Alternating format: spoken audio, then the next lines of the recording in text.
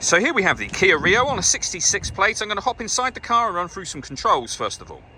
Just briefly before we climb inside the car, I think it's well worth seeing the boot space. As you can see at the rear of the car here, we've got reversing sensors and plenty of boot space as well. We've also got that 60-40 split folding rear seat should you wish to increase this space even further. Okay, now that we're inside the car, we're going to start with the dials. Over on the left-hand side, we have the rev counter, we have the speedometer in the middle, and the fuel gauge and coolant temperature gauge on the right-hand side. Also in the middle, you can see the main trip computer. You can change the information that's displayed there using buttons on the steering wheel. A lot of that information, of course, can also be reset should you be taking the car on a journey, for example. If we back out to the steering wheel, on the left-hand side, we have stereo controls and phone controls. On the right-hand side, cruise control, speed limiter, and the buttons I was using a moment ago to adjust the trip computer information up here. Over in the center, we have the touchscreen for the car.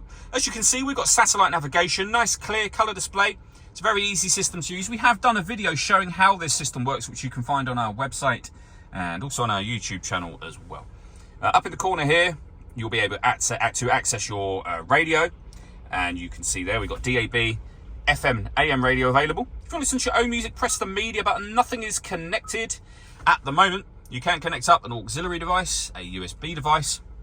You can also stream your music wirelessly via Bluetooth audio as well. Once you paired your phone, of course, which is done by hitting that button, and then you'd normally say yes, we're going to say no to that at this moment in time. Also, if we put the vehicle into reverse, obviously, as I've already mentioned, this car's got reversing sensors, which you can hear, but it also has a full color reversing camera, which you can see there as well.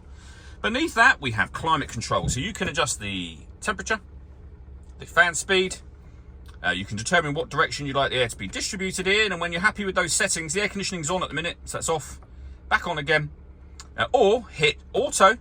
The car will now take control of the direction of the air and the fan speed to maintain the temperature you've asked for, and you can override that manually at any time you wish to. You can also recirculate the air that's in the car. That's a great way of heating it up or cooling it down quickly depending on the temperature you've set just here.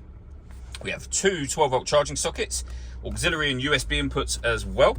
Heated driver's seat with 2 heat settings and the same for the passenger, and then a 6-speed manual gearbox. The last thing I wanted to mention is the sunroof. So we have a sun blind that will open up just here, and then a button that will open the sunroof section itself. All that leaves me to say is thank you for taking the time to watch this video. If you'd like to come and see the car in person and have a test drive, please feel free to call either of our MJA sites. We'd love to hear from you soon.